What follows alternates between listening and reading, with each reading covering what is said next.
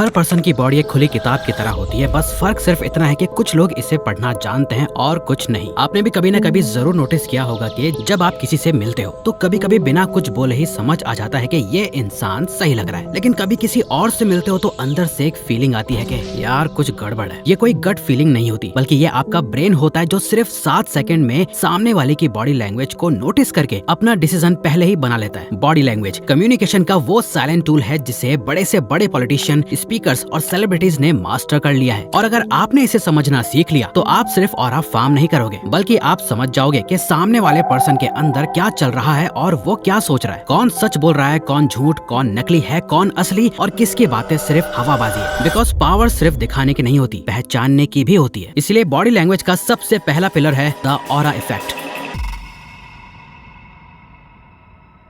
आखिर real aura क्या होता है? बेसिकली जब आपके रूम में एंटर होते ही सबका ध्यान आप पर ही होता है और वो सभी आपके स्ट्रॉन्ग ऑरा को फील कर पाते हैं, वही रियल ऑरा होता है। देखो, ऑरा कोई बनी बनाई बात नहीं है, ये प्योर साइंस है। आपकी ब्रीदिंग पैटर्न, मूवमेंट के रिदम और माइक्रो एक्सप्रेशंस का कॉम्बिनेशन एक ऑरा इफेक्ट क्रिएट करता है जो सामने वाले पे एक पावरफुल इम्पैक्ट छोड़ देता है। जब ये तीनों सिंक होते हैं तो आपके अंदर से निकलने वाली एनर्जी सीधे लोगों तक पहुंचती है। हर लीडर और इन्फ्लुएंशियल पर्सन एक ही चीज मास्टर करता है, एनर्जी कंट्रोल। SRK की वार्म और मैग्नेटिक एनर्जी है, रणबीर कपूर की साइलेंट और काम एनर्जी है, शाहिद कपूर की एनर्जी शो करती है कि उनका ऑरा कैसा है। चलो फेमस लोगों को छोड़ो, अपने ही आसपास सोचो उस पर्सन को जिससे आप भी इंस्पायर होते हो। आपका कोई सीनियर या कोवर्कर जो हमेशा लोगों को अपनी तरफ अट्रैक्ट कर लेता है। इन सभी का एक ही फैक्टर है, कंट्रोल। इमोशन को मारना नहीं है, उसे डायरेक्ट करना है। अपने ऑरा पे काम करने के लिए एक सिंपल 3 स्टेप सिस्टम फॉलो करो। Number 1, breath control. हर कॉन्वर्सेशन से पहले 3 डीप ब्रेथ्स लो, आपका हार्ट रेट स्लो होता है, वॉइस नेचुरल लगती है। Number 2, movement economy. कम हिलना, पर हर मूवमेंट पर्पसफुल हो। जो ज्यादा मूव करता है वो ज्यादा एक्सपोज होता है। नंबर 3, आई सिंक। नजरें हर 3 से 5 सेकंड में कामली शिफ्ट करो। ये शो करता है कि आप अवेयर हो, नर्वस नहीं।